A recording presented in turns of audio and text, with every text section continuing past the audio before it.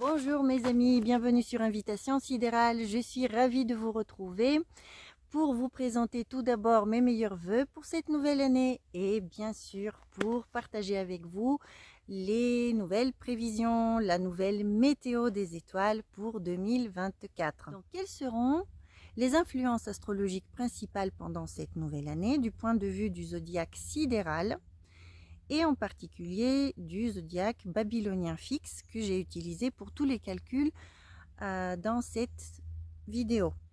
Je vais commencer par la planète Uranus qui cette année va rentrer dans la constellation du Taureau. C'est un grand événement puisqu'il se reproduit tous les 84 ans et puisqu'il dure pendant 7 ans.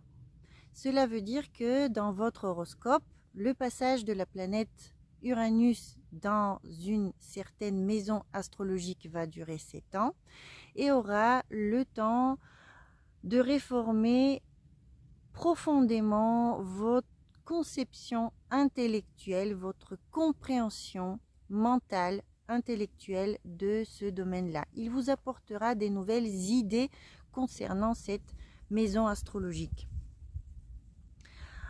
Il va le faire de la manière taureau et avec, en utilisant l'énergie du taureau. C'est quoi le taureau? Le taureau, c'est l'énergie la plus matérielle en fait qui soit sur Terre. C'est tout simplement la nature qui est représentée par le taureau, la corne de l'abondance qui est représentée par le taureau. Les flux monétaires, les banques, les finances, l'abondance des récoltes, la beauté de la nature, l'art en grande partie, tous les objets de luxe, tout ce qui est reposant, agréable et plaisant pour nous. En fait, tout ce qui a de la valeur dans nos vies est représenté par le taureau en règle générale. Maintenant, quand Uranus va traverser ce signe, il va réformer tous ces domaines dont je vous ai parlé. Uranus est une planète en lien avec le mental, elle gouverne le signe du Verseau.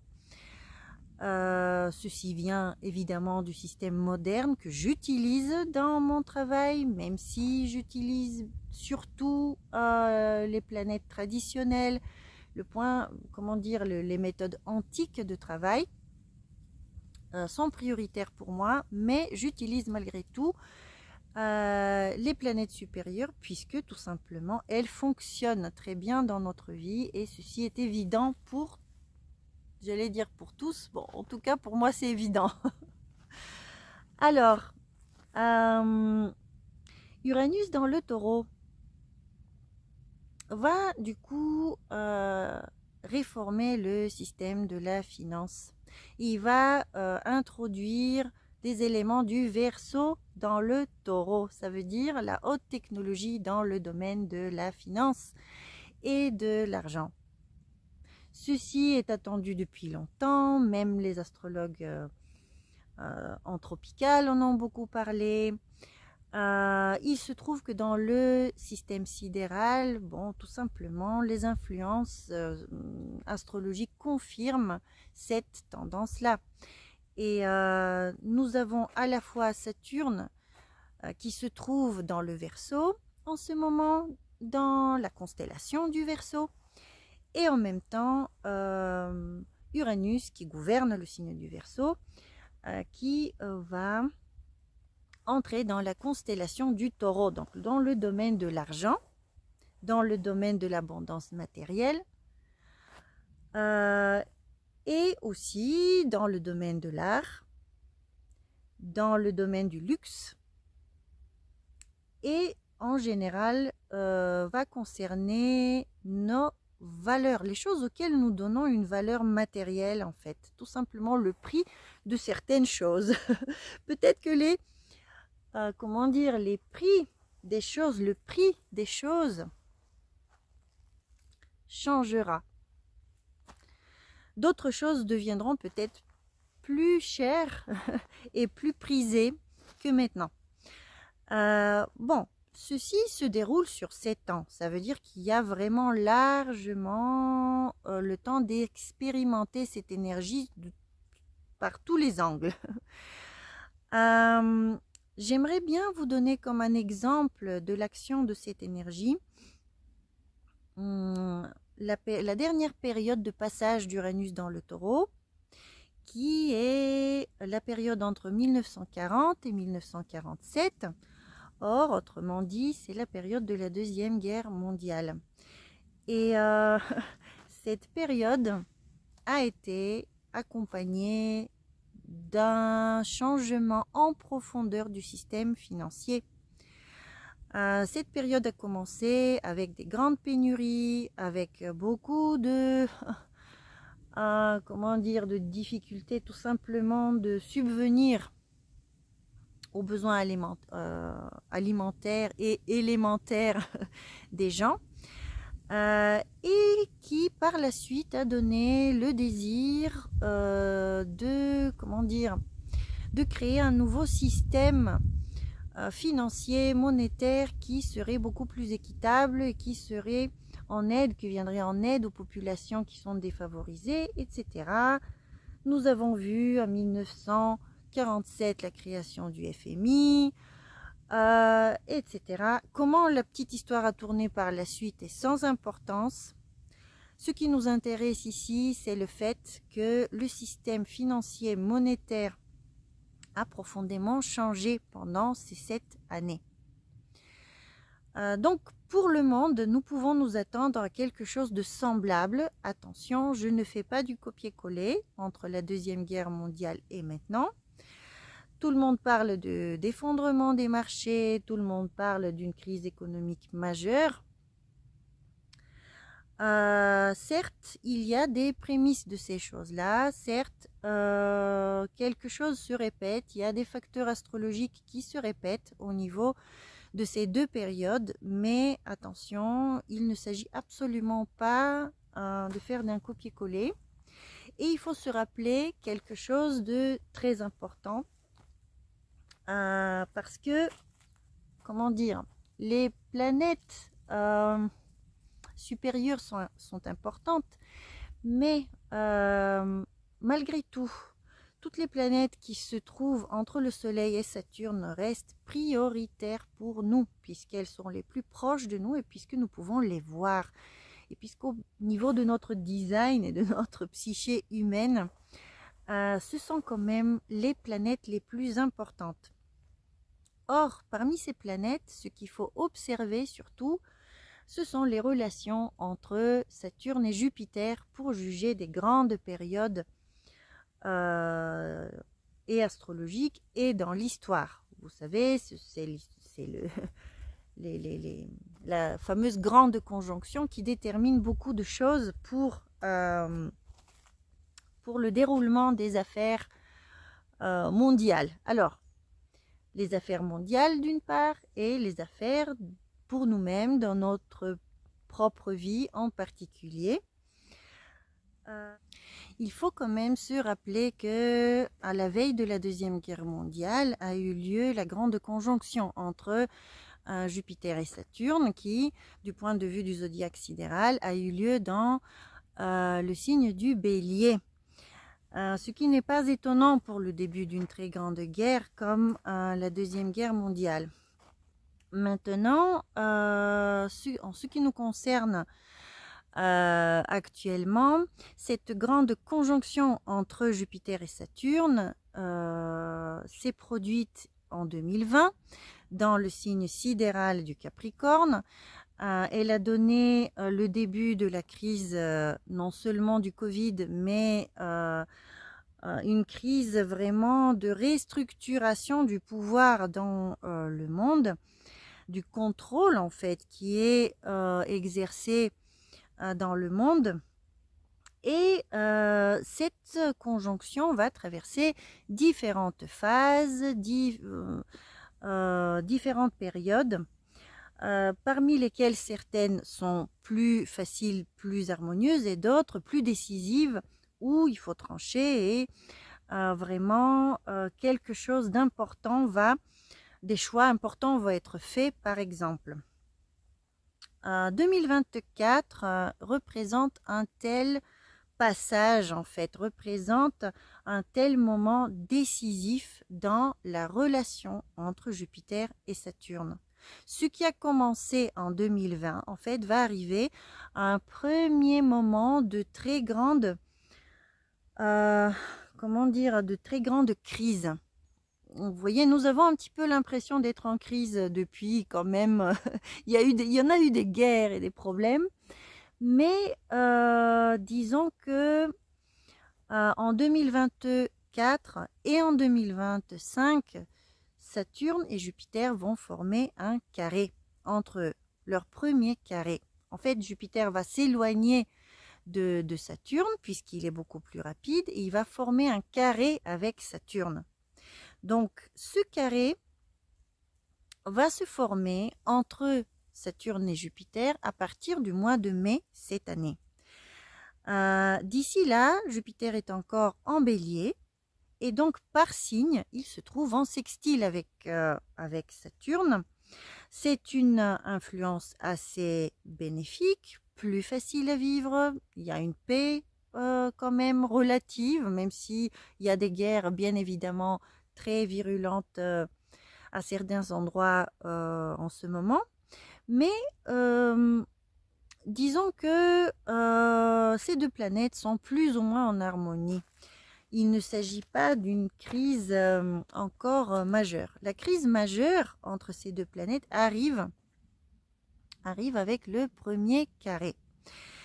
Quand Jupiter va entrer dans le signe du Taureau. Et vous voyez, Uranus aussi rentre dans le signe du Taureau. Jupiter aussi rentre dans le signe du Taureau, dans la constellation du Taureau. Seulement, les deux seront en carré par signe avec Saturne. Donc, cela veut dire que les énergies du Taureau, de croissance, d'abondance, d'opportunités qui peuvent se présenter, surtout quand Jupiter va rentrer dans ce signe-là. Vous voyez, Jupiter, c'est le grand bénéfique. Il rentre dans le signe du Taureau et il donne de l'abondance matérielle. Vous voyez, soit matériel, soit quelque chose en lien avec l'art, quelque chose en lien avec le luxe, la beauté, etc. Cela dépend bien sûr de la maison astrologique dans laquelle ceci va se produire dans votre propre horoscope. Mais il s'agit d'abondance du type Vénus, puisque c'est Vénus qui gouverne le signe du Taureau. Donc à la fois, il y a cette abondance qui arrive, donc l'année pourrait être très très propice au niveau matériel, et à la fois, il y a Saturne qui freine et qui met des obstacles à l'accomplissement de ce programme d'abondance. Vous voyez? Alors, il faut savoir que dans l'astrologie occidentale et dans l'astrologie védique, Saturne n'aspecte pas de la même manière les planètes, n'aspecte pas les mêmes maisons comment dire, avec la même force. Par exemple, en astrologie védique, c'est le sextile de Saturne envers Jupiter qui était la crise majeure. Alors que pour l'astrologie occidentale, c'est le carré qui arrive. Nous allons observer et nous allons voir lequel des deux est plus fort. Mais si nous nous tenons comment dire, à la tradition européenne, c'est quand même un moment, comment dire, d'hésitation au niveau des finances, au moins d'hésitation, si ce n'est de quelque chose de plus, parce que parce que la grande abondance qui pourrait être donnée par Jupiter pourrait être à certaines périodes, sous certaines conditions, être freinée par Saturne. Quand nous rajoutons à cette influence l'entrée d'Uranus dans le signe du Taureau et le profond changement qui cette fois-ci va se dérouler sur 7 ans, à mon sens, des questions en lien avec les ressources peuvent être vraiment primordiales pendant cette période. Voilà, les ressources, même au niveau de la nourriture, ça pourrait, puisque la lune est exaltée dans le Taureau. Vous voyez, ce n'est pas pour rien que la lune est exaltée dans le Taureau en général, je veux dire, puisque à la fonction nourricière, en fait, quelque chose en lien avec l'alimentation est également présent dans le Taureau. Vous voyez, l'abondance et la nourriture. Donc, est-ce qu'il y aurait une crise à ce niveau-là? L'année nous le dira. Alors, disons que cette trame de fond ne va pas se manifester avec la même intensité pendant toute l'année. Il y aura des moments vraiment plus faciles et des moments vraiment plus difficiles. On va commencer avec une période très forte au mois de mai, parce que quand Jupiter va rentrer dans le Taureau, il va rentrer avec le Soleil, il sera invisible. Ce n'est pas très bon pour Jupiter. Mais par contre, la planète Vénus va rentrer également dans le Taureau. Et quand la Vénus est dans le Taureau, même si elle aussi est invisible, puisqu'elle est proche du Soleil, elle est à trône, elle est dans son propre signe. C'est ce qu'on appelle un chariot, en fait. Elle est sur son chariot. Elle est protégée, en fait, des rayons du Soleil qui peuvent anéantir et cramer chaque planète qui est en conjonction avec lui. Quand cette planète est dans son propre signe, c'est une exception. Et donc, cette planète-là, du coup, devient comme un sauveur un petit peu des autres planètes qui sont là aussi et qui sont brûlées par le Soleil. Donc, je pense que le mois de mai, malgré tout, sera un mois d'abondance où il y aura beaucoup de planètes dans le Taureau et où Jupiter va devenir visible à un moment donné. Peut-être c'est un peu plus tard, en juin. En tout cas, au printemps, cette énergie est très présente. Jupiter devient visible lui-même et Uranus rentre dans le signe du Taureau. Vous voyez, il y a vraiment beaucoup d'insistance sur ce signe en début d'année, en mai et juin. Pendant ce temps, pendant que ces planètes sont invisibles, Vénus et Jupiter, en début du printemps, par contre, à ce moment-là, Saturne et Mars sont déjà visibles. Ça veut dire que nous avons une période avec les deux bénéfiques invisibles et les deux maléfiques visibles. Donc, beaucoup plus opérants, beaucoup plus effectifs dans le monde normal, comment dire, le monde matériel. Et je vais vous parler de cela dans la deuxième partie de la vidéo, quand je vais vous parler de l'équinoxe du printemps et du premier Nissan, puisque ce sont les moments pendant lesquels les deux maléfiques seront super forts. Cela rajoute, comment dire, une teinte sombre à l'année. C'est-à-dire que ces hésitations matérielles et cette grande transformation matérielle pourraient être accompagnées aussi d'autres problèmes. Mais un peu plus tard pour le premier Nissan. Tout d'abord, j'aimerais bien terminer avec Jupiter et avec Saturne, juste pour vous expliquer leur dynamique durant l'année. Jupiter et Saturne vont former leur premier carré exact au mois d'août. Alors entre le mois de mai et le mois d'août, beaucoup de choses vont se passer.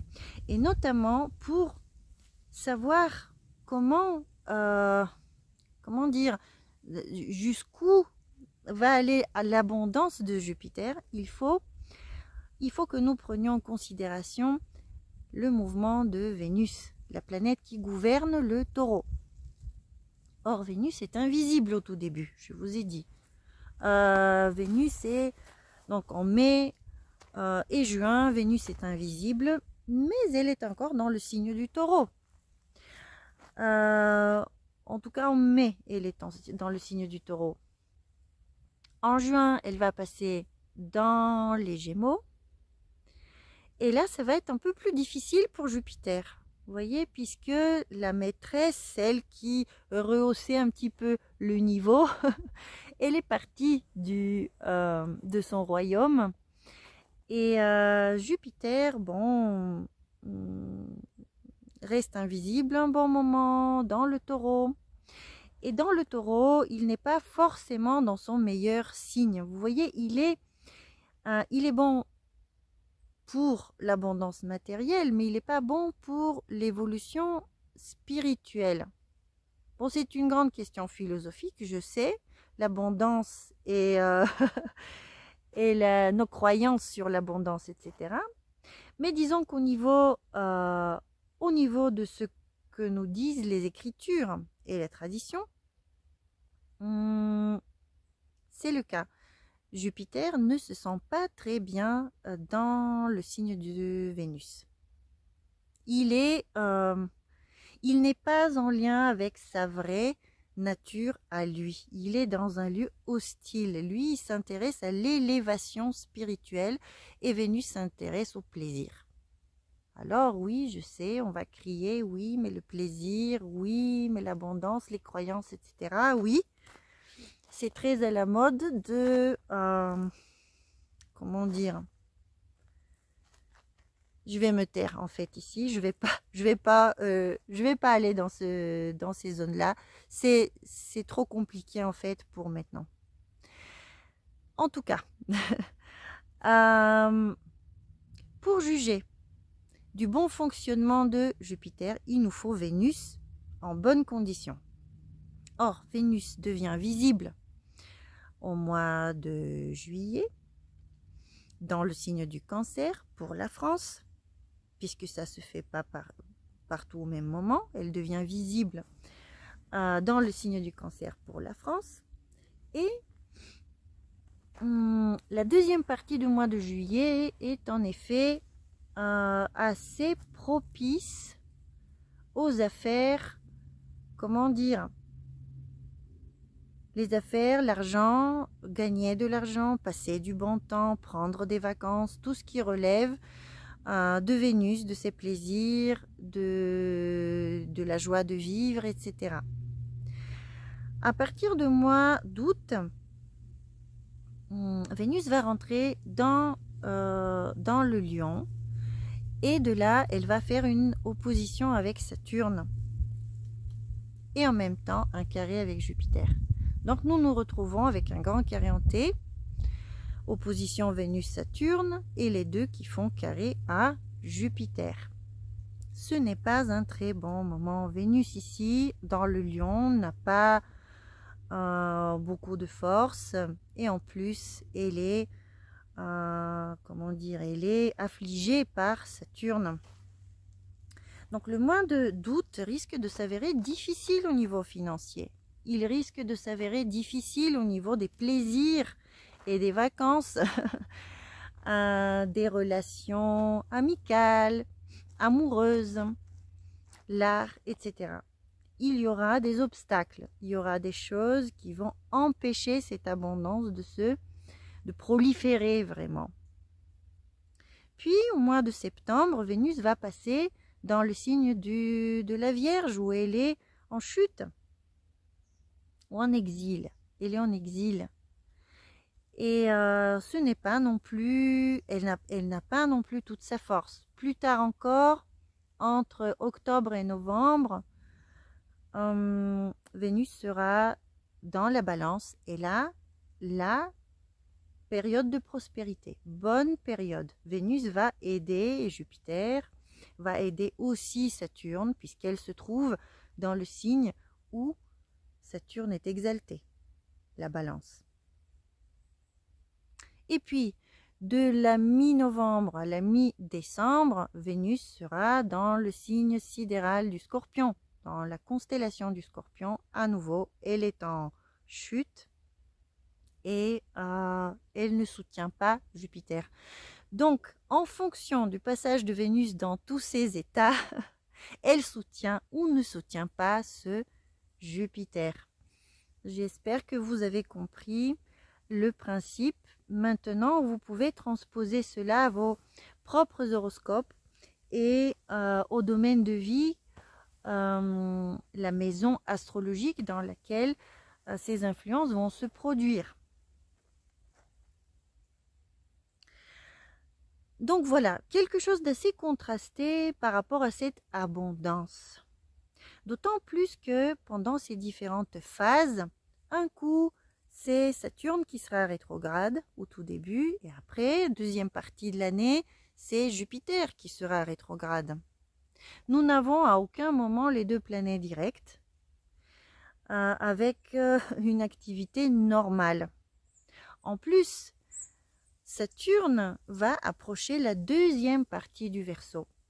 Et dans cette partie-là, il est beaucoup plus nuisible, il est beaucoup plus destructeur, puisque la fin de chaque signe est plus difficile que le début. Tout comme dans un cycle annuel, nous avons, comment vous dire, les énergies de l'automne et de l'hiver correspondent un petit peu à la fin de chaque signe. Vous comprenez?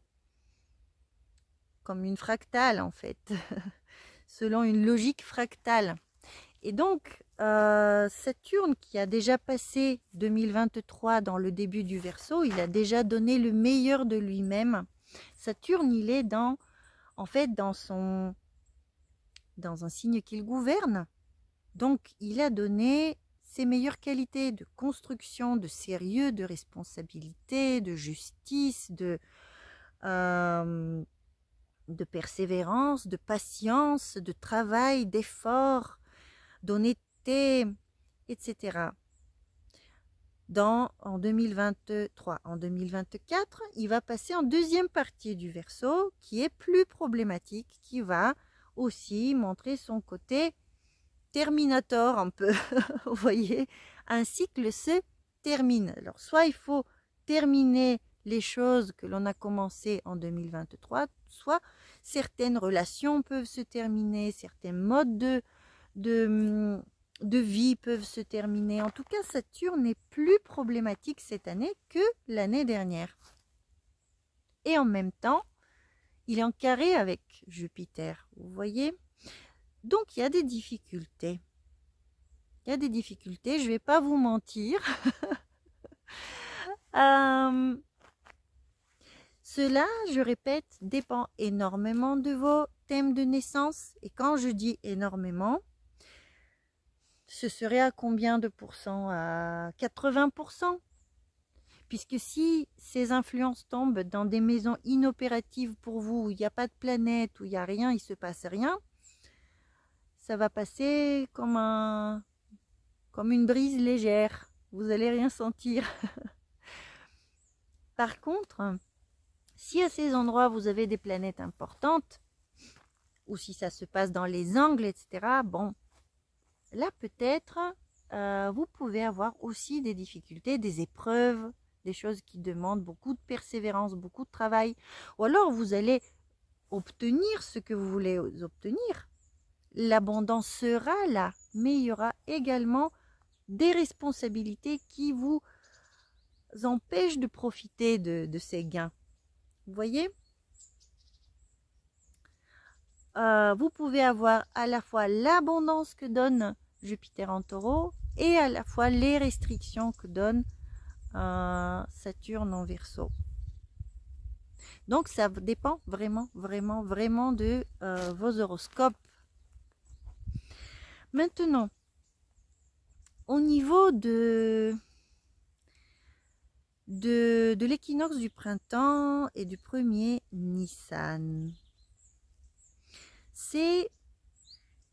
Vous savez que c'est le début de l'année énergétique en quelque sorte. L'équinoxe du printemps marque le gain de la lumière sur l'ombre, le début du printemps, le réveil de la vie, des fleurs, de l'abondance, etc. Mais dans l'Antiquité, en fait, le moment qui a été utilisé pour le début de l'année était non seulement l'équinoxe du printemps, il était utilisé aussi, mais également le premier Nissan, ou Nissan, je ne sais pas comment le dire. J'ai déjà présenté plusieurs fois ces prévisions avec le premier Nissan. Cette année, premier Nissan est très particulier. Déjà, c'est quoi? C'est le premier croissant lunaire visible à nos yeux qui se produit après la conjonction entre le Soleil et la Lune. La première conjonction entre le Soleil et la Lune après l'équinoxe du printemps. C'est-à-dire que nous attendons que l'équilibre force et lumière et ombre passe au niveau, comment dire, au niveau de la lumière augmente. Dès que la lumière augmente, nous guettons la première conjonction entre le Soleil et la Lune, et de là, le premier croissant lunaire qui apparaît à nos yeux, à l'horizon ouest, après le coucher du Soleil. Ce moment-là est très particulier cette année. Ça va se passer au mois d'avril. Le 9 avril aura lieu cette conjonction qui, attention, sera une éclipse solaire.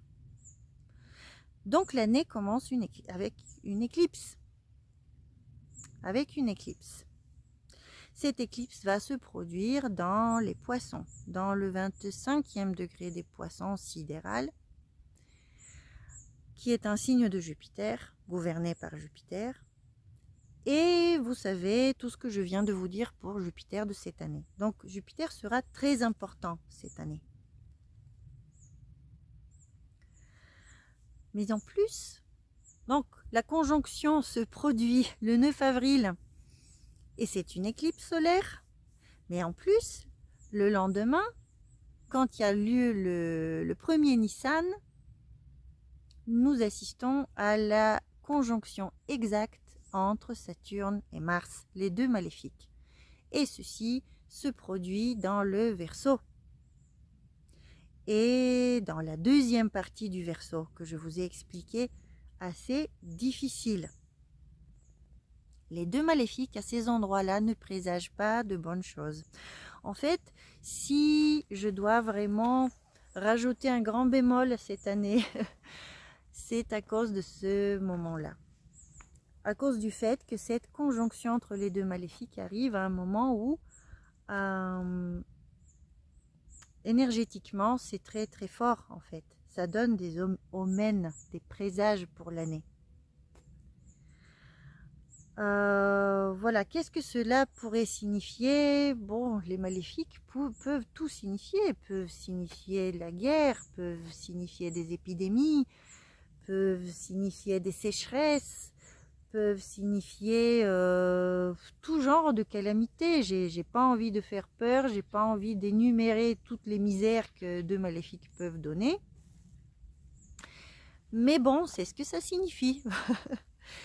Et en plus, durant cette première partie de l'année, je vous l'ai déjà dit, les bénéfiques sont invisibles. À ce moment, Jupiter est invisible. Je vais vérifier, je vais vous le dire tout de suite. Donc voilà, en fait, l'éclipse totale solaire se produit le 8 avril.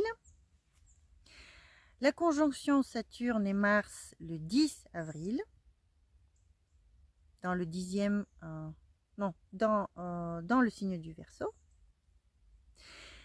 Et Le premier croissant lunaire du premier Nissan se passe dans le 10e degré du Bélier en carré avec Pluton. La planète quand même des grandes transformations, Pluton, donc qui rajoute une couche, comment dire, aux luttes de pouvoir possibles, adversité forte possible et un certain équilibre émotionnel difficile à atteindre puisqu'il s'agit de la Lune qui est en carré avec Pluton lors du premier Nissan. Voilà, puis le 21 avril, Jupiter est conjoint à Mars, à Uranus dans le signe du Bélier. Donc cela, comment dire, cela renforce Mars en réalité. Cela renforce Mars qui est devenu visible lui. Et en mois de mai, il se passe quoi? Au mois de mai, quand Jupiter entre dans le signe du Taureau, il disparaît, il devient invisible. Alors que le lendemain, Saturne apparaît et devient visible à 22 degrés du Verseau. Donc, si on doit peser sur une balance les forces, comment dire, bénéfiques, maléfiques, il faut dire que l'année est extrêmement contrastée en fait. Et commence pas bien. L'année ne commence pas bien. Alors,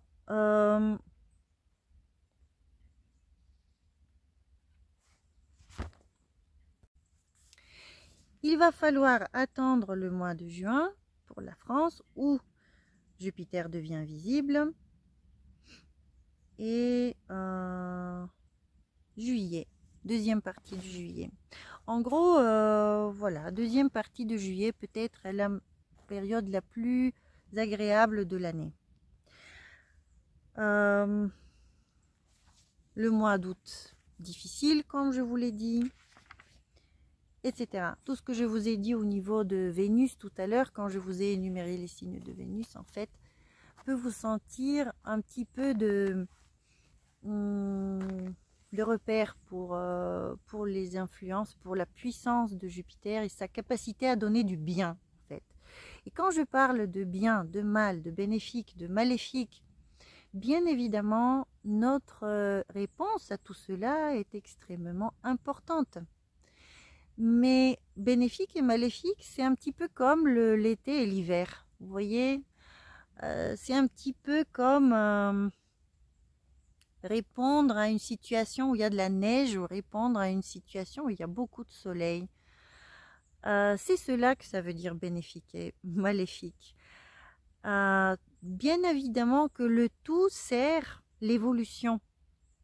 Et bien évidemment que l'hiver est nécessaire et apporte à sa place dans le cycle annuel et que certaines choses doivent mourir pour renaître. C'est évident. Donc, c'est ainsi qu'agissent les bénéfiques et les maléfiques. Ils agissent sous comment dire, ils se déguisent en fait. Ils se déguisent en maléfiques alors qu'en réalité, ils servent l'évolution.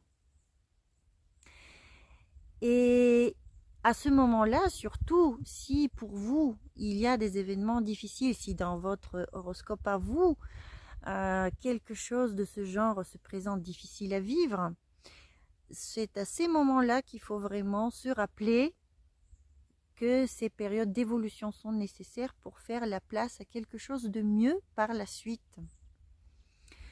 Que tout cela a sa logique, son sens et nous mène forcément vers une évolution.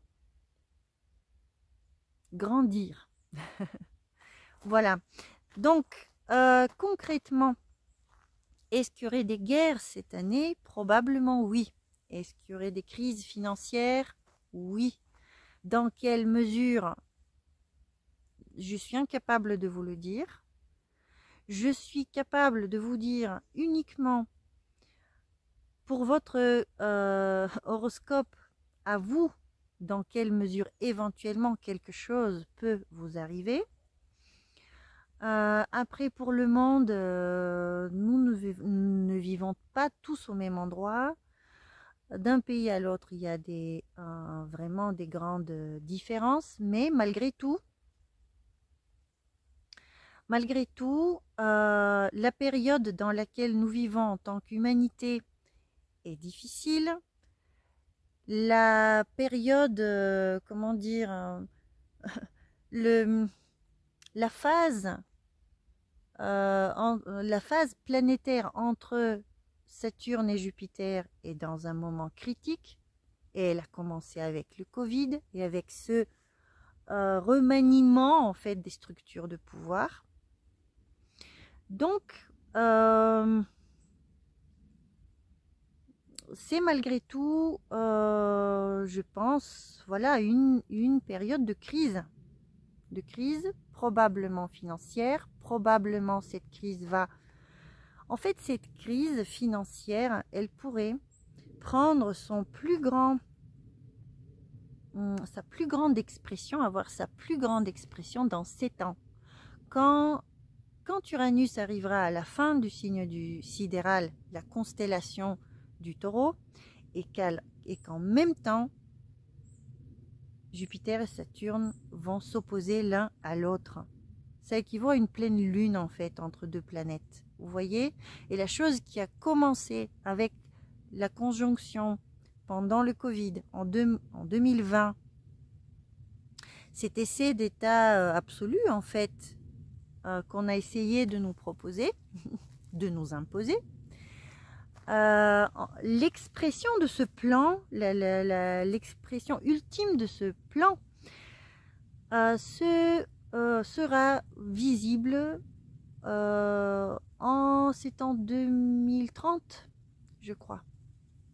En 2030, par là, dans ces zones-là, quand il y aura l'opposition entre Saturne et Jupiter. Et quand Uranus arrivera à la fin du signe de Taureau et aura déjà remanié le système financier.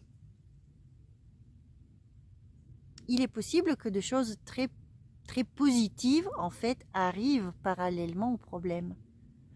Pensez à la restructuration